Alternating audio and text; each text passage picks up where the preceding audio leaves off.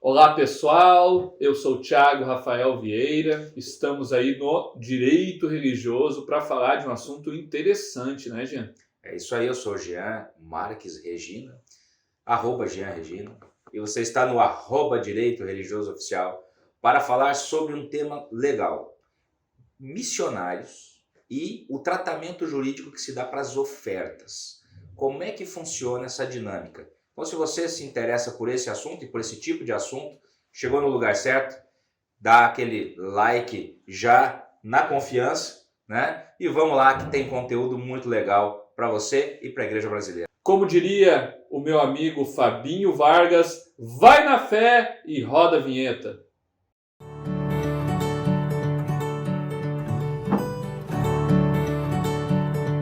Então, gente, missionários e o tratamento jurídico da oferta.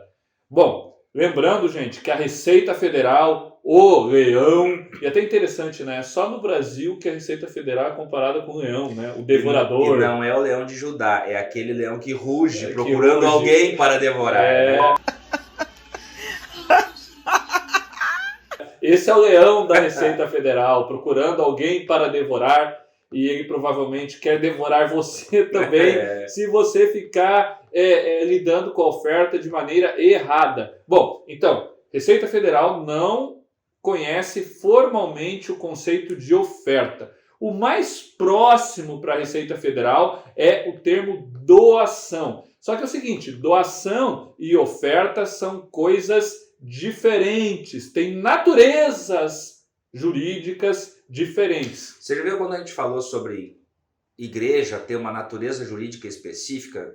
Eu acho que é sempre para cá, né? É na esquerda aqui, na minha esquerda aqui. O vídeo vai estar ali em cima e na descrição também te coloca sobre a natureza jurídica da igreja. Isso é importante nessa hora. A doação, legado, ela se comunica com ONG, se comunica com associação, né, com essa entidade que está buscando fazer o bem comum aí, mas na esfera imanente. A oferta, por sua vez, o dízimo principalmente, mas a oferta é um compromisso de consciência que está atrelado a uma teologia de devolução a Deus de uma parte daquilo que Ele te deu, para que, assim como você foi alcançado pela graça, outras pessoas também possam ser através da instrumentalidade da igreja. Então veja que é muito diferente o conceito. Até porque doação, gente, paga imposto. Doação paga ITCD. Por que às vezes você doa para uma ONG e não tem imposto? Porque dependendo do estado, existe isenção do imposto, né? Dependendo do estado, é imunidade, porque vai variar. Né? O correto seria imunidade, porque imposto tem imunidade, mas os estados dão uma voltinha, né? Às vezes quem doa é imune, às vezes quem recebe é imune. Então depende qual é a instituição, depende a lei aí do seu estado. Isso quando a gente está falando daquelas sociedades, daquelas instituições que são imanentes, que trabalham na imanência, que trabalham na material. Ordem secular, na ordem do Estado. As organizações religiosas, elas são espirituais e elas têm imunidade tributária religiosa. Então, por isso que a oferta e o dízimo são imunes. Quando você dizima, você não vai pagar imposto, né, como doador, a igreja não vai receber, não vai pagar imposto como donatário. Ela não vai emitir uma nota fiscal. Ela não vai emitir uma nota fiscal. Então, assim, não importa, né, a lei do Estado. Como eu disse, quando você doa para uma ONG, de repente você vai ter que pagar o imposto, né? Quando a ONG recebe, de repente a ONG vai ter que pagar o imposto. Então, isso depende do seu Estado. Na maioria das vezes existe aí a imunidade. Mas agora na igreja o conceito é diferente. Então quando você dizima e quando você oferta, não tem imposto, não tem nota fiscal, está tudo certo. Mas o problema é quando essa doação, e gente, a natureza é muito importante das coisas. Quando a doação, que na verdade não é doação, a oferta ou dízimo, tem a natureza de dar, né, de dar sem nada em troca, de não ter nenhuma vinculação. É voluntário. É voluntário, ou seja, eu estou dando isso porque eu quero. Você que está recebendo não precisa ter uma contrapartida, Isso. uma contraprestação. Não é um contrato. Não é o contrato, né? Então tá tudo certo. Mas agora, no momento em que esse dinheiro que você está dando, ele tem uma contraprestação, uma contrapartida, mesmo que seja espiritual, bom, aí deixa de ser uma doação no sentido genérico para ser uma outra coisa. Que outra coisa pode ser, Jean? Bom, aí eu estou tendo uma relação contratual, né? Sim, mas não é uma relação contratual comum, né? Veja, por exemplo, vou dar um exemplo bem simples. Pastor. O pastor, ele não tem uma relação contratual trabalhista, uma relação contratual seletista, mas ele recebe remuneração. Sim. Ele recebe prebenda. Qual é a relação que ele tem? Ele tem um chamado espiritual para doar, para entregar o seu tempo para a igreja e para as ovelhas, né? Para apacentar as ovelhas. E ele recebe uma remuneração por isso, que é chamado de prebenda. E dessa prebenda, a Receita Federal entende que existe o pagamento de imposto. Então não é a igreja que paga imposto, o pastor paga imposto de renda daquilo que ele recebe. Veja. Tem vídeo também sobre retenção de imposto. Tem. Então a igreja não está fazendo uma oferta para o pastor, uma doação para o pastor. A igreja está pagando uma remuneração pelo seu trabalho pastoral. E por quê? É recorrente, é todo mês, né? E é normalmente no mesmo valor. Tá, mas agora o que isso tem a ver com oferta e com missionário? Isso. Oferta não é dar? Mas oferta agora então não tem imposto. Então agora vamos falar do missionário. O missionário é diferente um pouco, né?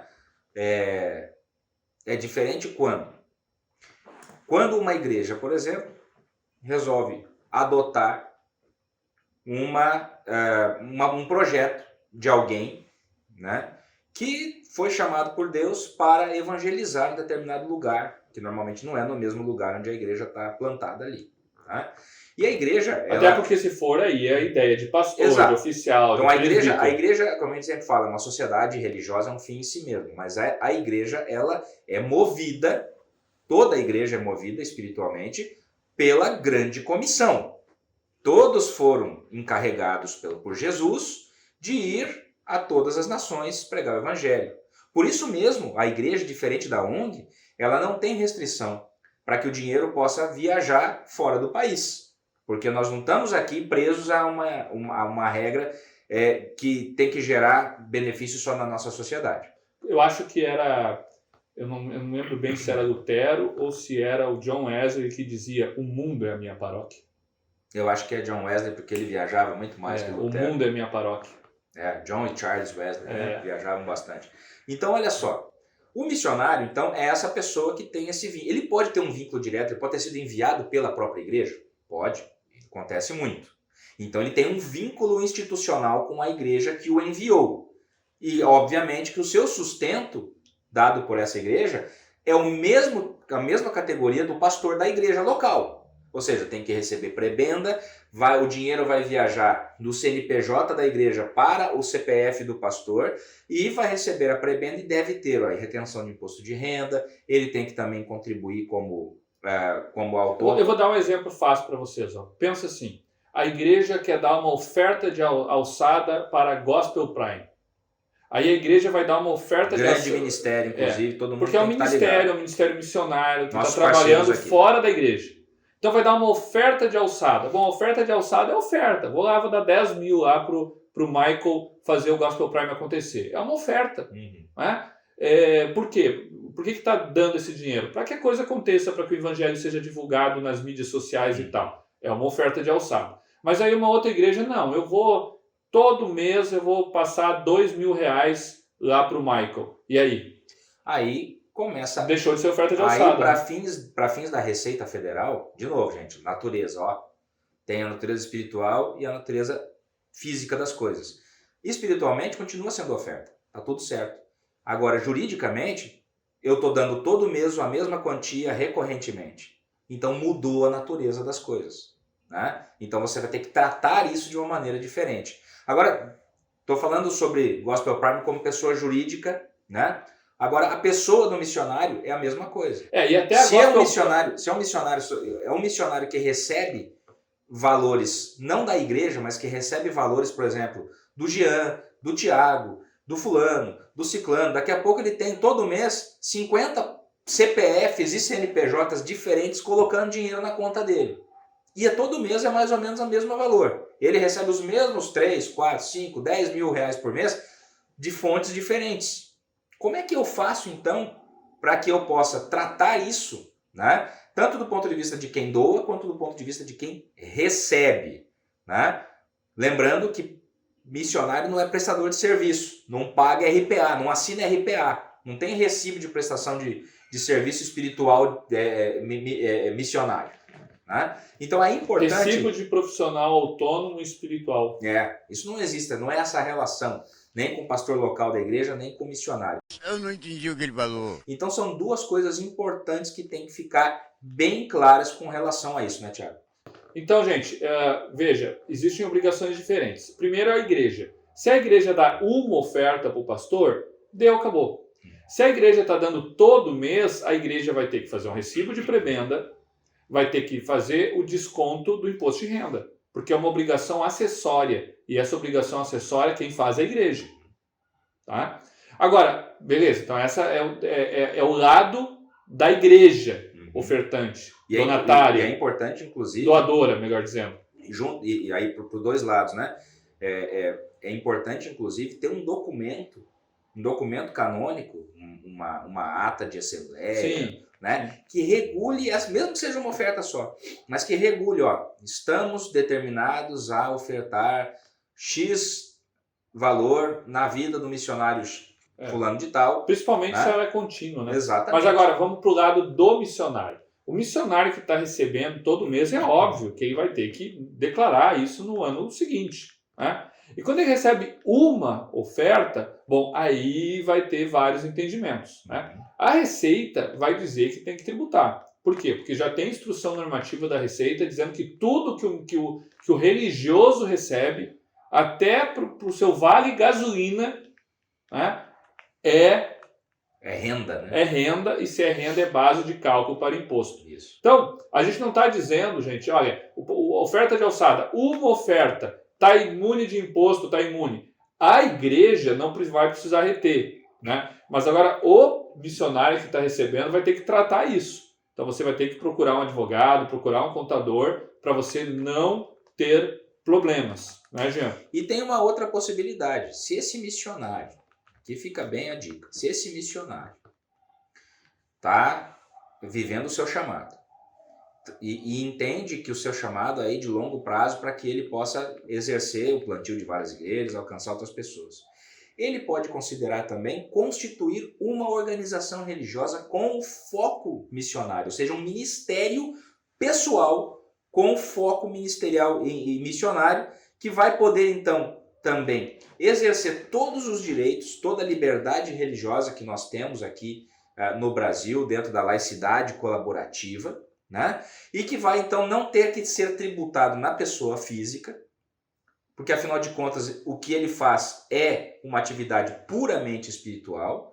e vai poder então ter um tratamento jurídico adequado ao que ele vive. Esse ministério vale para missionário, vou dizer para vocês, tanto o missionário que vai lá plantar uma igreja, o missionário que vai fazer alcance de outras missionário culturas, que é músico, o missionário que é músico, né? Que é cantor, que é músico, faz missões pela que faz missões através da música, o missionário de educação, o missionário que usa como capelania. Então toda a atividade missionária, né, como chamada, pode ser constituída como organização Mas é religiosa. importante, gente, lembrar o seguinte, que ele pode fazer isso se ele não tiver vínculo com quem o enviou. Porque pode ser que quem o enviou... vínculo espiritual subordinado espiritualmente. Né? Quem enviou diz o seguinte, eu estou te enviando, eu estou te sustentando para você fazer a obra da Igreja Batista, sei lá qual. Então ele não vai poder constituir uma pessoa jurídica lá. Porque aí ele está vinculado como se fosse um pastor local. Ele é um missionário porque ele está fazendo fora, mas ele está vinculado a quem o enviou. Estou falando sobre missionários independentes. Claro que não existe um missionário independente, porque sempre tem alguém que o envia, né? Mas no sentido assim dele ter uma liberdade, dele não ser o missionário da Assembleia de Deus. Ele é um missionário que foi enviado pela Assembleia de Deus, mas é sustentado pela Batista, é sustentado pela Quadrangular, é sustentado pela Luterana, e ele não tem uma obrigação espiritual lá Ele não presta contas lá, ele lá presta conta para todos. Lá em Timor-Leste, ele não tem a Isso. obrigação de ter a placa da Assembleia de Deus e de cumprir a subordinação hierárquica da Assembleia de Deus. Exatamente. Ele é sustentado pela Assembleia de Deus, mas não tem obrigação, vínculo, subordinação com a Assembleia de Deus. É esse o missionário que nós estamos falando, que deu a ideia, né, gente? Exatamente. Que, inclusive, nós sabemos que tem um monte de gente que Deus tem levantado. Agora, um missionário da igreja da IELB, aí o teu exemplo não serve, né? Não serve, porque daí ele tá lá comissionado pelo sínodo, plantando uma igreja que vai depois ser constituída. Né? Daqui a pouco tem um pastor luterano lá na África do Sul te ouvindo e vai querer abrir uma PJ lá, meu. Então, mas aí é diferente, né? Aí o cara vem e fala... vai ter problema com o teu presidente da IELB. Aí o cara fala com o jurídico lá da IELB lá e resolve tudo direitinho. Cuidado com os teus conselhos. Não, fica tranquilo, tá tudo certo. Tá tudo dominado. Ah, agora eu entendi! Agora eu saquei!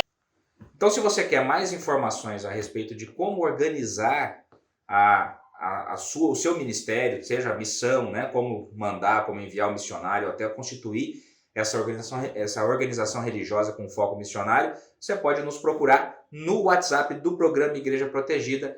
Está aqui na tela, 51 980 635 859, com informações preciosas. Então, gente, é uma alegria estar com você nesse canal para falar de temas tão importantes, que a igreja, que os missionários estejam sempre organizados, jurídica e contabilmente, porque, como diria o grande santo Agostinho e também o grande santo Tomás de Aquino, daí alguém está santo, sede santos, né? Jesus ensinou isso. Então, Tomás de Aquino, o que ele dizia? Ordene a sua vida. A suma contra os gentios é ordene a sua vida. Então, gente, ordem e decência. Organize a sua igreja juridicamente, organize a sua igreja contabilmente, porque é isso que o Espírito Santo nos diz a fazer. Não é, Jean? É isso aí, pessoal. Fiquem conosco sempre. Tamo junto. Até a próxima.